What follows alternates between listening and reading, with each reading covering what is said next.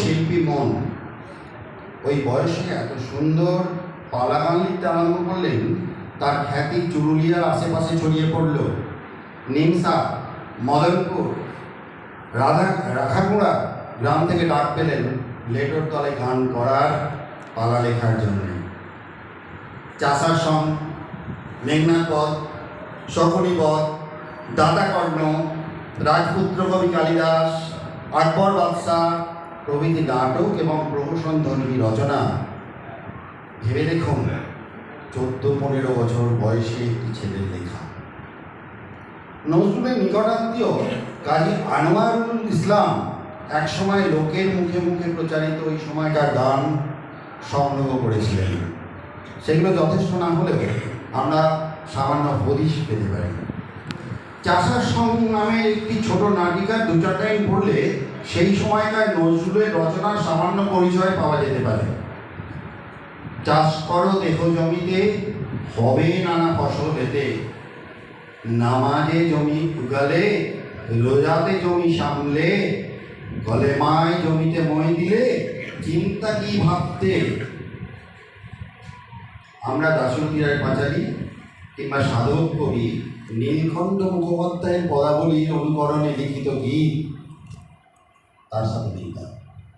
ওরে ছড়াদার, দেখ পাল্লাদার, মস্ত বড় ম্যাট, চেহেরটাও মানকি লাইক, দেখতে ভারী ক্যাট। নজরুলের রাজান্য স্বভাব ছিল মুক্ত বিহঙ্গের মতো। কোনো কিছুতেই তিনি চিরকাল একনিষ্ঠ হয়ে আবদ্ধ থাকতে পারেননি। একজন সৃষ্টিশীল মানুষের মতো একটা অতৃপ্তি তাকে সারা জীবন তাড়া করে বেরিয়েছে। তার ছোটবেলায় অনেক নাম ছিল। ডাক নাম ছিল দুঘু মিয়া, এছাড়া কেউ ডাকতো নুরু বলে, কেউ নজর আলী, আরেক দল তাকে ডাকত তারা খ্যাপা। নজরুলের মা ছিলেন সূচি শিল্পে পারদর্শী। সুন্দর নকশি কাঁথা তৈরি করতেন। নজরুল কোরআন করতেন বজলে করিমের কাছে। বন্ধুদের বাড়ি থেকে সংগ্রহ করে পড়তেন রামায়ণ, মহাভারত, পুরাণ। এখানে নজরুল একদিন কাউকে কিছু না বলে গ্রাম ত্যাগ করলেন। খোঁজ পাওয়া গেল মাতৃ নবীনচন্দ্র ইনস্টিটিউশনে। বর্ধমান জেলার মঙ্গলপুর থানার অন্তর্গত অজয় নদীর তীরে অবস্থিত মাতৃ গ্রামে কাসিম বাজারের মহারাজ মনীন্দ্রচন্দ্র নন্দী প্রতিষ্ঠিত এই স্কুলে পড়াশুনো করলে মেধাবী ছাত্রকে কোনো টাকা দিতে হয় না, সঙ্গে থাকা খাওয়াও ফ্রি। স্কুলে ভর্তি হয়ে গেছে। ওই স্কুলের প্রধান শিক্ষক ছিলেন কুমুদ রঞ্জন মল্লিক। 1911 সালে প্রধান শিক্ষক কুমুদ রঞ্জন মল্লিক, তিনি তার কথায় আর কি নজরুল এই স্কুলে 6ষ্ঠ শ্রেণীতে পড়তেন। স্কুলের দলিলও তা সেই কথা বলছি। এর আগে ওই বছরের প্রথম দিকে সিহার শোল রাজ স্কুলে ভর্তি হতে দেখা যাচ্ছে। নজরুলের সাহিত্য জীবনের ভিত্তিভূমি ছিল এই স্কুল। তার মন বিদ্রোহী হয়ে ওঠার পেছনেও ছিল এই স্কুল। সিহার জলের বিপ্লবী নিবারণ চন্দ্র ঘটক ছিলেন নজরুলের প্রিয় শিক্ষক। শাস্ত্রীয় সঙ্গীতের শিক্ষা গ্রহণ আরম্ভ করেছিলেন সতীশচন্দ্র কাঞ্জিলালের কাছে। ওই স্কুলের প্রধান শিক্ষকের কথায় সেই সময় সিহারশোল ছিল বিপ্লবীদের বিশিষ্ট স্থান, বৈপ্লবিক ষড়যন্ত্রের গোপন আঁকড়া।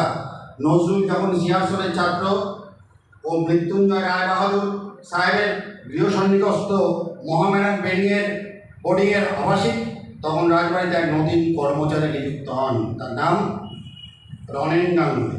তিনি লাঠি, ছোড়া, তলোয়ার খেলায় পারদর্শী ছিলেন। রাজবাড়ির যোদ্ধাদের এই বিষয়ে শিক্ষা দিতেন। তিনি ছিলেন ক্ষুদিরামের গ্রেপ্তারকারী নন্দলাল ব্যানার্জির খুনি আসামি। রনেন গাঙ্গুলি ছিল তার ছদ্মনাম। পরে পুলিশ গ্রেপ্তার করে যুগান্তর দলের এই নেতাকে কলকাতায় নিয়ে যান। তার আসল নাম ছিল বিপিন বিহারী গাঙ্গুলি। ছাত্রাবস্থা থেকে নজরুল এমন সব ঘটনা প্রত্যক্ষ করেছেন, সেগুলোকে আত্মস্থ করেছেন। সিহারশোল রাজ হাই স্কুলের শিক্ষক নিবারণ চন্দ্র ঘটক সেই সময় ছিলেন যুগান্তর গোষ্ঠীর সঙ্গে যুক্ত। তিনিই নজরুলকে বিপ্লববাদে দীক্ষিত করেন।